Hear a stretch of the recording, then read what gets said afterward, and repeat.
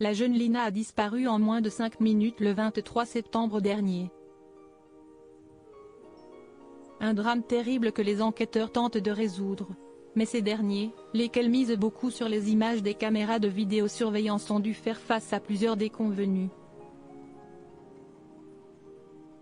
Depuis le 23 septembre, Lina, 15 ans, est introuvable et l'enquête avance doucement.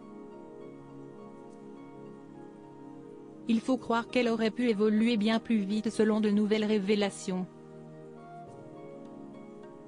RTL évoque en effet une nouvelle caméra de surveillance qui aurait pu être exploitée, mais en quelques minutes, cette piste est tombée à l'eau. Lina devait rejoindre son petit ami Tao à Strasbourg.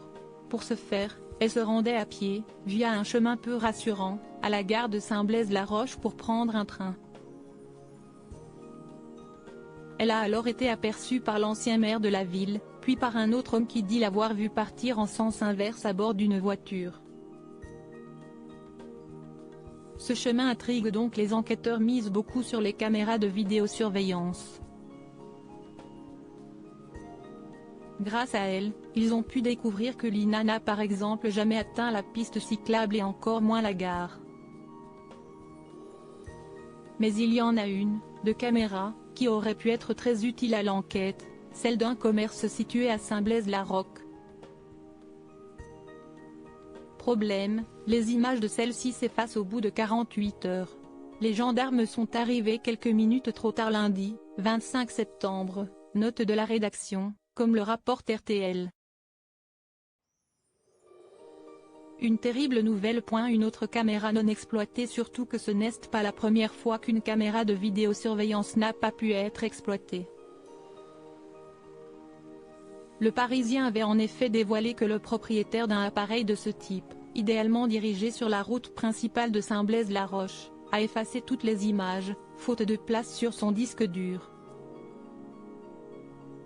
Une autre caméra a, en revanche, été déterminante dans l'enquête, celle de l'ancien maire du village Jean-Marc Chipon.